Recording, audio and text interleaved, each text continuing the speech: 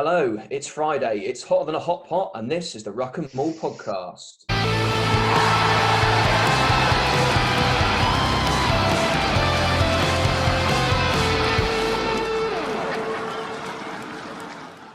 Good morning, Mr. S&C, Joe Tricky. How you doing?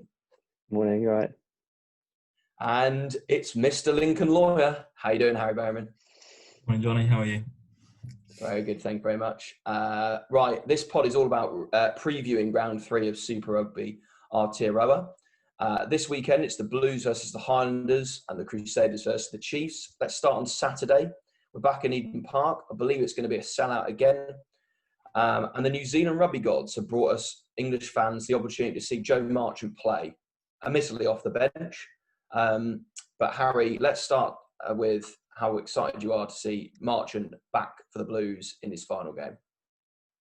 Well, yeah, it's going to be good. Hopefully, they bring him on with enough time to actually have an impact on the game. They have been obviously, understandably, with that backline quite late bringing on any of their backline subs so far in the tournament. But Marchant is a slightly higher level than the guys they've had on the bench leading up to now. No, maybe not. You could say that if they were a long way ahead of the Highlanders, they might just take Rieko Ioane off and not overuse him. But I think they have a bye next week, so there's probably not much need to do that. But otherwise, an entirely unchanged team is perfectly reasonable. They played really well last week. I don't think there would really be anywhere that you would obviously try to improve them if you were choosing from any players in the world. Never mind just their squad. Reason to be optimistic, I think. Joe, you happy with Beauden Barrett still continuing at 15? Yeah, I think so. They have been playing very well. Terry Black wasn't probably quite as useful last week as he was the week before. Maybe that was slightly to do with the weather, but I think Barrett's been playing quite well at 15, just marshalling it from the back. And it's been really, really useful for them to have those two playmakers popping up all over the field. But just kind of talking about Marchant, you got a feel from him a little bit to be in that back line. Like that back line is just going so well at the moment. It can't be, we've seen how good Joe Marchant is. It's not for lack of ability that he's not in there. He's just got some amazing players in front of him. And I was talking about it with a few guys yesterday when we were talking about how well Rieko Ioane's been playing at 13.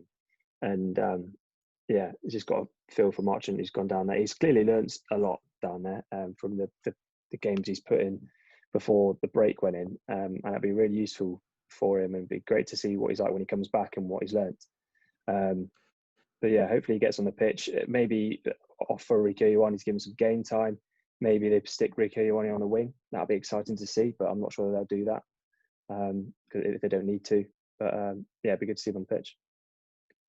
Yeah, as I said, I was thinking about this last night, how many English players have gone down to play actually Super Rugby, and the last one I could really think of was James Haskell. And James Haskell, obviously, he was at Wasps, he went to Stade Francais, and then he moved over to the Highlanders when the contract was moved away from Stade Francais, and then went back to Japan, then returned to Wasps.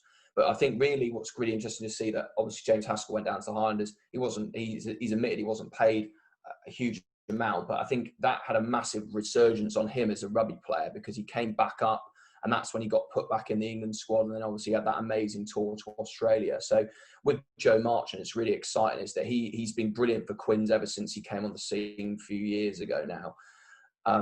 But it's a great opportunity where he's not maybe had the opportunity in the England squad, and maybe that's rightly so because Henry Slade, Jonathan Joseph, Manu Tuilagi are in that 13 berth. But if we want to try and move away from maybe the Ford Farrell axis and maybe move Tuilagi as he's getting older into a 12 crash ball option and having more options at 13, I think this experience of Joe Marchant and the fact that he may not have had Dan Carter there for very long, but having Beauden Barrett and to respect having players like Rieko Ioane, these big New Zealand names, would have brought his attacking game on certainly as well. And for those that haven't maybe watched the Super Rugby competition before it went into COVID, Marchant had brought I think he's played maybe underrated of how he's had a real impact at the Blues. The Blues, obviously, we've seen a lot more now that are saying that the Blues are back.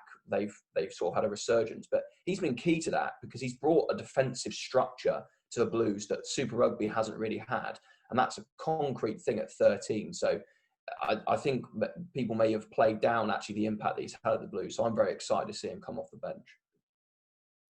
Yeah, no, I completely agree. I think it'll be interesting to see how Quins use him and whether they're able to get the most out of him. Obviously, sort of him and Marcus Smith playing more together, growing together. I'm not sure who their current 12 is. I think Laziki was in really good form towards the end of what last season became.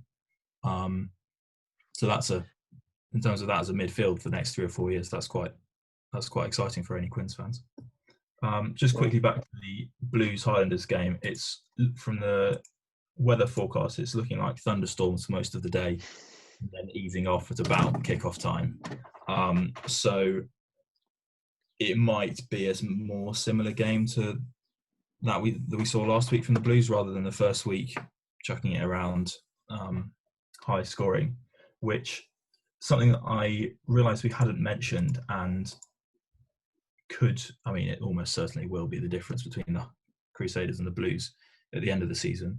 The Crusaders have got bonus point wins in both of their games so far, and in their game so far, and the Blues have not got a bonus point in either of them yet. And if the weather continues to be subpar and the Blues can't get their 4 tries in these slightly wetter conditions, if they are relying on a Terry Black's kicking, this competition might slip away from them quite quickly. Because we've seen the Crusaders are perfectly capable of scoring. How many tries did they score last week? 5, 6? Yeah, the weather got them scoring tries, whereas the Blues might be slightly more sensitive to it. We'll see. It's interesting you say about the weather, because people might suspect that the Blues are going to probably maybe run through the Highlanders, but the weather actually will probably play into the Highlanders' hands. And actually, the Highlanders' strength is their set piece, their line out and their scrum.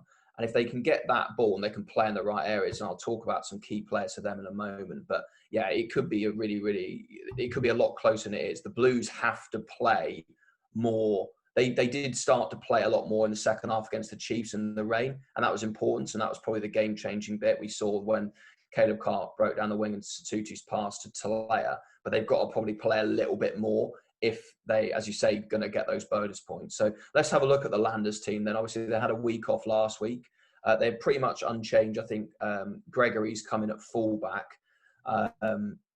But it's quite nice to see they've got Double T, Tomkinson and Thompson had a very strong week. They're back in the centre. So they're going to be key to get the Highlanders good ball. And obviously Marshall in that defensive thing.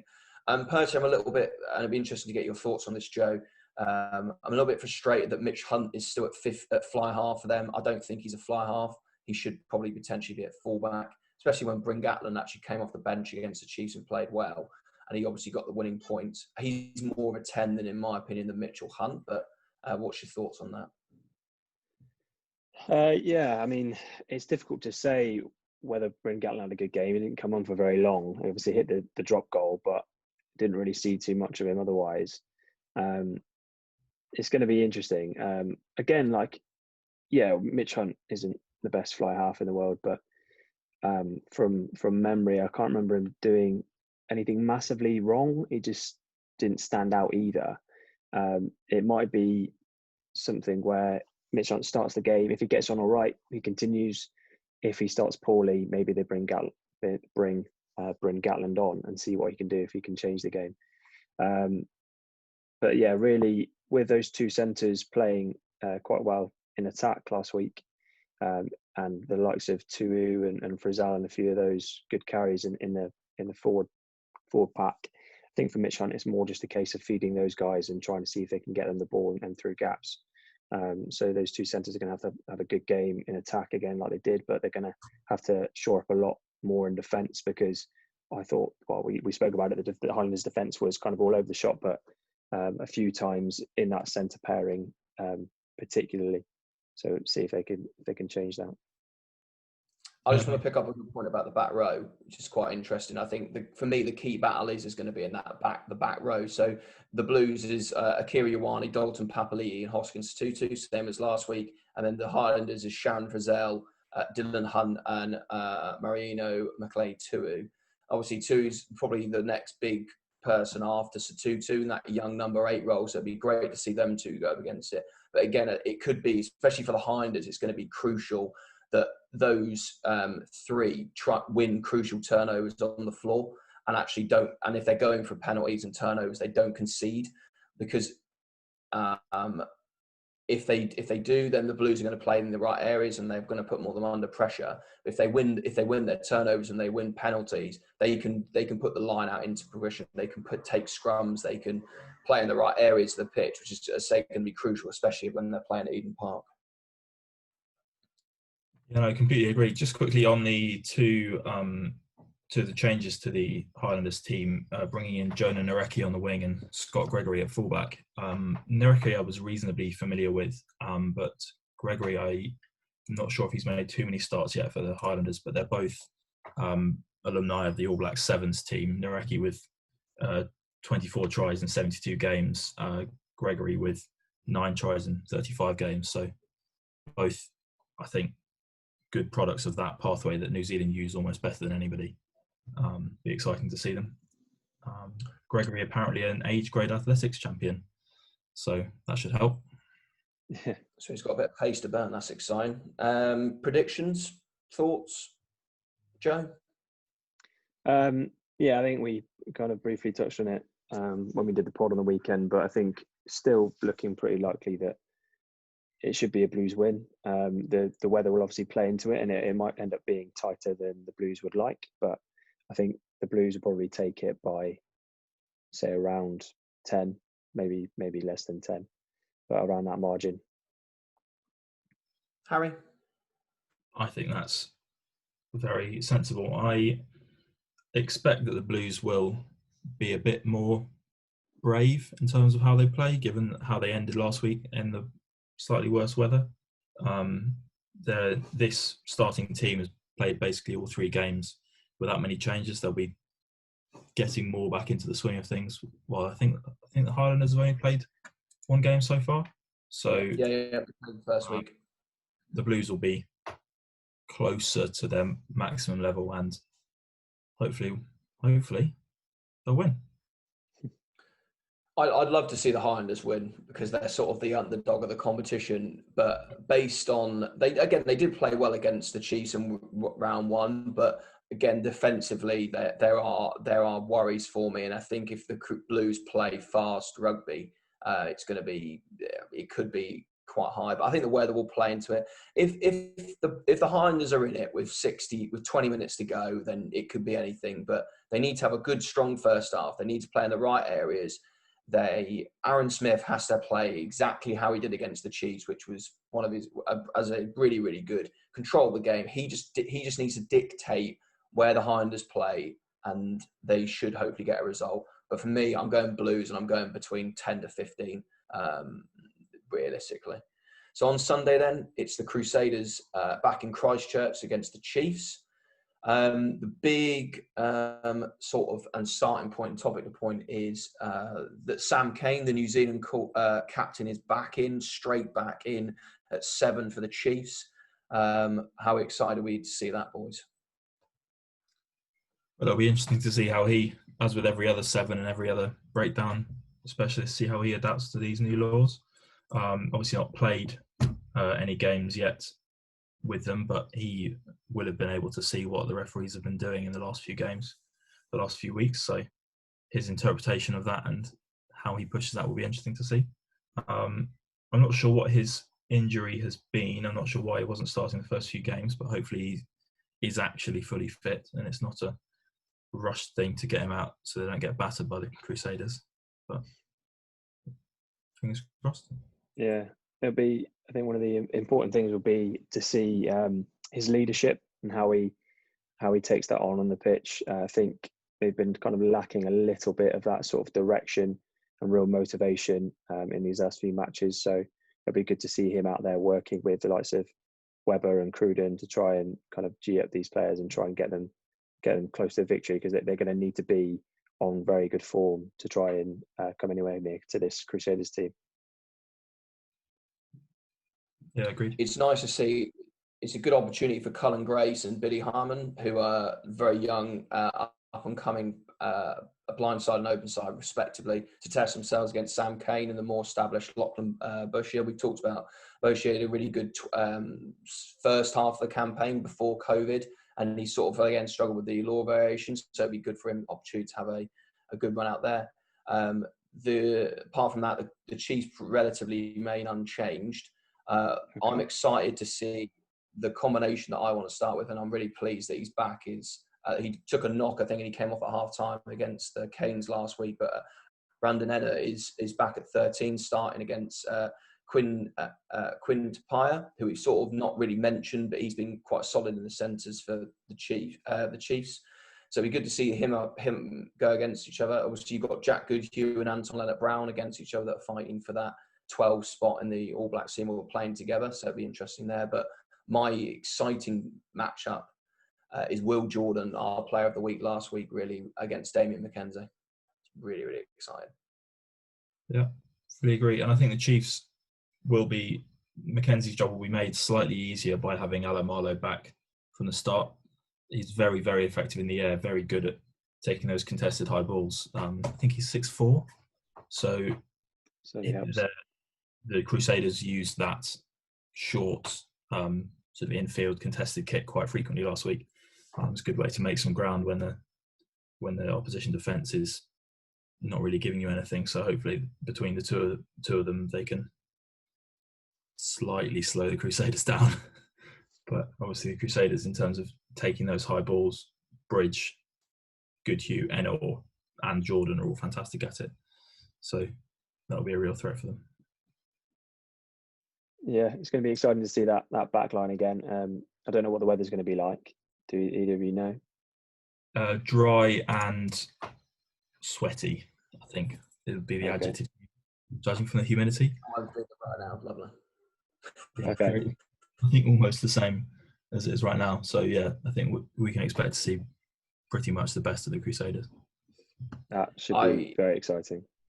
Yeah, it'd be nice to see some running rugby. I mean, considering the fact that they scored after a minute last week, if they get a fast start again, I think the Chiefs are not where they need to be.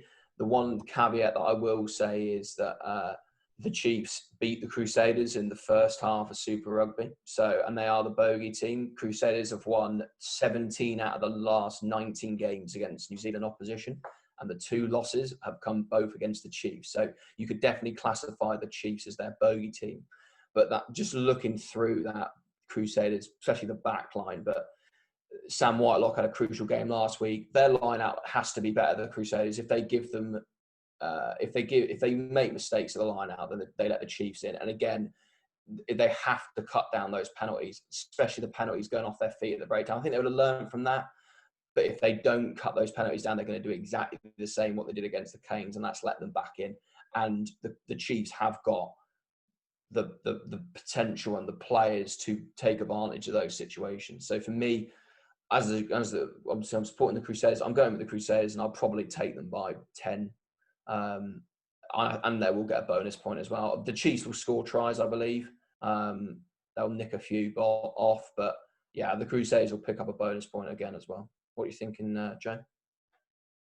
Yeah, I think you got to expect the Crusaders to take it with an unchanged team, and how well they played last week, even with a few kind of slip-ups. As you say, if they can get the better of that penalty count and play a bit more sensibly in those areas, and then unleash that back line in what was hopefully going to be a dry day, they could score a lot of tries. So you got to expect them to take it. You really want to see the Chiefs putting up a fight, and I really hope they do, with the likes of Sam Cane back in there. But I think they're still probably going to take it by at least 10. Difficult to disagree.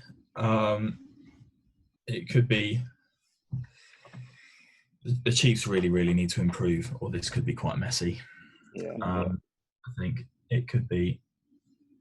There's no real self-imposed limit on this Crusaders team other than their interpretation and execution of the new breakdown rules. There's no, from what we've seen of the Chiefs and their defence, it's very possible that the Crusaders could put 40 points in them. And, well, we'll see. We'll see if the Chiefs can get anywhere near that. As I say, it's two very exciting games again. As we know in Super Rugby, they are always going to be close. I think the weather will impact both the games, but we're sort of going again with the Blues to continue on their winning way. They'll need a bonus point really if they're going to stay in touch with the Crusaders, and we've obviously got the Crusaders to edge the Chiefs, but watch the Chiefs because, as I say, they could be the bogey team. That sort of brings to end our preview pod of round 3 of Super Rugby Aotearoa. As I say, with a lot of other rugby podcasts closing down for the mid-season summer break, we're going to continue, and we're going to be continuing on every week for the foreseeable future. So if you know people that like watching the other podcasts that are out there, please let us know. Please let them know about us. We are obviously new to this, but we're going to keep providing content. So if they need their rugby fix in the week, we're here. We're on Acast, SoundCloud, YouTube, and Spotify. So go check us out there. We've got, down below you'll see, and in the descriptions we've got our social media, so go follow us on that. We'll see you on Sunday for the review of round 3, and then we're going to do a very short preview of Super Rugby AU as the Aussies, mate, are back in town. I'll see you on Sunday, boys. Cheers. Sunday, John.